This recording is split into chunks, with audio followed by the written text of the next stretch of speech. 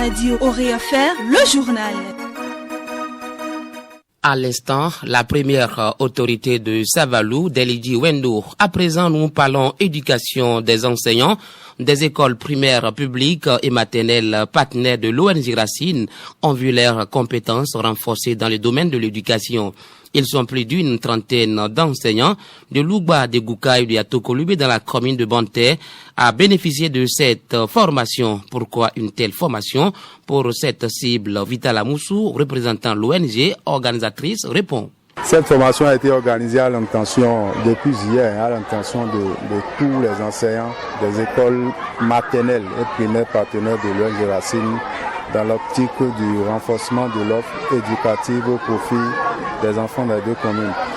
Donc ça a été une formation, c'est une formation que nous organisons chaque année à l'endroit de tous les enseignants qui sont dans les écoles partenaires, toujours pour le renforcement de leurs capacités.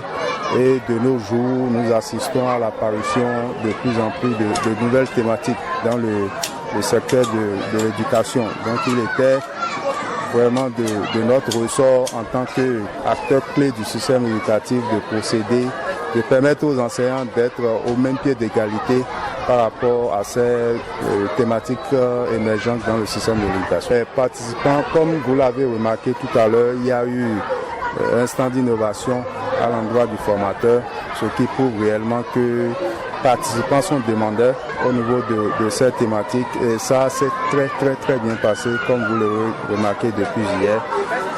On a déjà les retours, un peu de retour, notamment à la suite de la formation de Savalou. Nous avons eu des remerciements. Aujourd'hui, je crois que ça sera la même chose par rapport à tout ce qui a été fait depuis hier. Voilà, chaque année, comme je l'ai dit tantôt, Racine s'efforce à mettre au pas, à renforcer la capacité des enseignants. Donc, il est de ressort des enseignants de vraiment assimiler tout ce qui a été dit, de véritablement mettre ça en pratique, puisque nous parlons de l'inclusion. Tous les enfants doivent être à l'école. Et nous avons également donné les techniques pour que tous les enfants soient concernés par l'éducation de qualité dans nos écoles partenaires et dans nos deux communes d'intervention.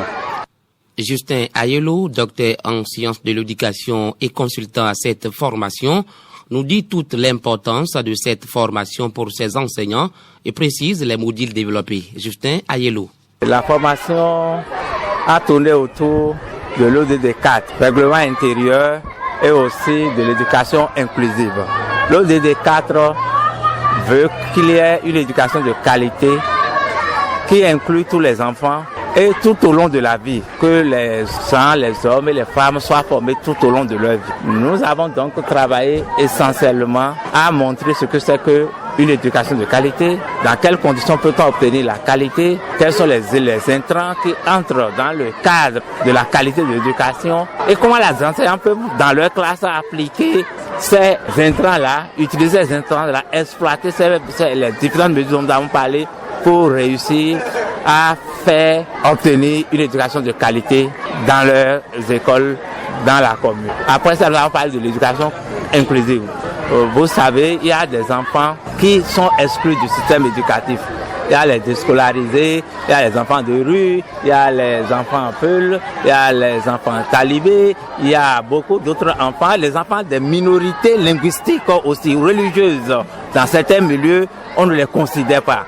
Nous avons travaillé à ce que les enseignants désormais les considèrent, les prennent en compte pour que dans leur séquence de classe, ils s'intéressent à toutes ces minorités-là pour permettre l'éclosion d'une nouvelle génération dans les classes. Nous avons ajouté après tout le règlement intérieur qui est un nouveau document.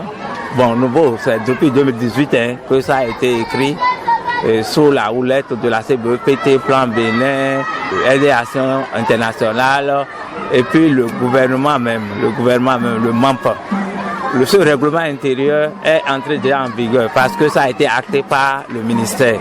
Mais les enseignants ne connaissaient pas ça encore. Donc, nous avons parlé de ce règlement intérieur qui a ajouté 9 titres aux 10 qui existaient, ce qui a fait 19. C'est bien que les enseignants ont compris maintenant le bien fondé. En plus, nous avons parlé du bien fondé, les raisons pour lesquelles on a changé ça, ou on a amélioré. Et et en même temps le contenu leur a été partagé. On a partagé les contenus et nous avons échangé autour. À la fin de cette formation, deux participants apprécient, suivaient respectivement Rodrigue Akakpo, enseignant à Adigo d'Ambonte, et Atui Soyimpo, enseignant à Galata, toujours d'Ambonte. Les impressions sont toutes bonnes. Vous voyez, l'ONG Racine a su trouver un bon formateur, c'est-à-dire un bon consultant. Monsieur Aïlo, il est bon. Compte tenu de ce qu'il a essayé de développer, les différents modules et les différents points qui ont été à l'ordre de notre formation là, vraiment, on a tellement apprécié ça. Et notamment les ODD, notre règlement intérieur. Surtout ça, parce qu'aujourd'hui, dans le système éducatif, vous savez, et les lois qui régissent ce système-là pénalisent beaucoup d'entre nous aujourd'hui. Donc, il faut maîtriser le contenu. Il a essayé de nous expliquer ça et je pense que ça va très bien. Les impressions sont bonnes et nous ne pouvons que dire merci à l'ONG Racine pour cette thématique qu'ils nous ont ramenée. Et féliciter notre formateur qui n'a ménagé aucun effort pour nous transmettre le peu qu'il connaît. Et nous allons souhaiter longue vie à Racine et pour que ces chances d'initiative ne leur manquent pas. Après éducation, nous vous parlons santé dans cette édition du Journal Palais.